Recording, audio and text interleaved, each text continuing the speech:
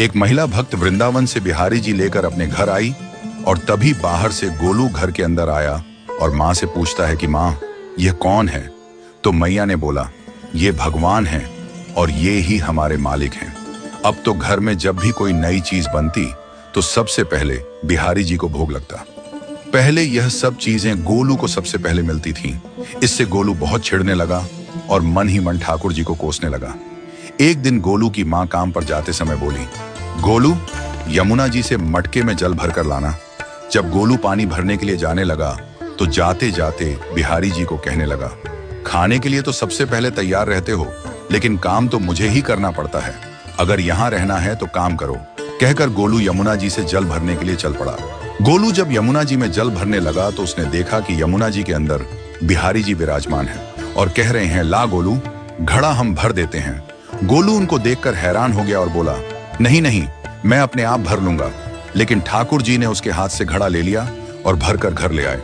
गोलू घर आकर डर रहा था कि अगर माँ को पता लगा कि मैंने ठाकुर जी से काम करवाया है तो आज मेरी पक्की पिटाई होगी।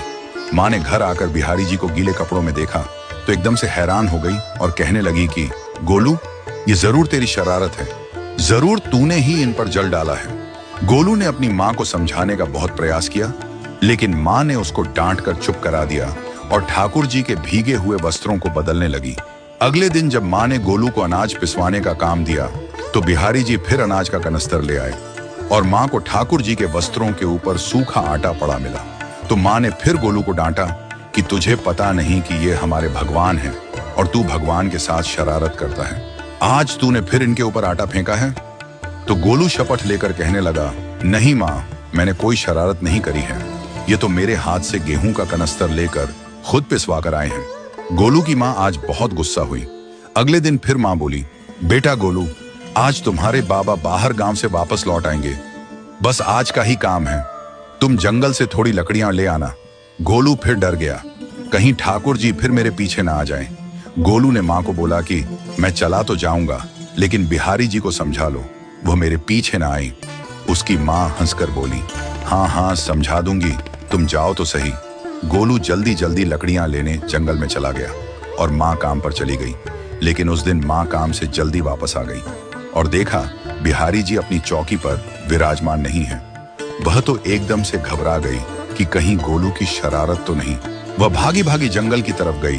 तभी उसने देखा कि गोलू के साथ एक इंसान लकड़ियों को लेकर घर आ रहा है। गोलू की माँ यह देखकर हैरान हो गई कि यह तो बिहारी जी हैं। ये क्या हमारे भगवान हमारा काम कर रहे हैं? इसका अर्थ गोलू ठीक कह रहा था। वह जल्दी जल्दी भागकर ठाकुर जी के पास गई और लकड़ियां उनके हाथ से लेते हुए उनके चरणों में गिरकर रोती हुई बोली, हे बिहारी जी, ये आप क्या कर रहे हो? मुंह गरीब का काम क्यों कर रहे हो? ठाकुर जी मुस्कुराते हुए बोले, हमें तो तेरे बेटे पर बहुत प्यार आता है। सब लोग हमें भगवान समझते हैं, लेकिन एक तेरा बेटा ही था जो हमको अपना मानता था। अपना मानकर वो हमें डांट भी देता था, हमारे साथ गुस्सा भी करता था, और जो हमें एक बार अपना मान लेता है तो हम उसके मान के लिए उसके ही हो जाते हैं।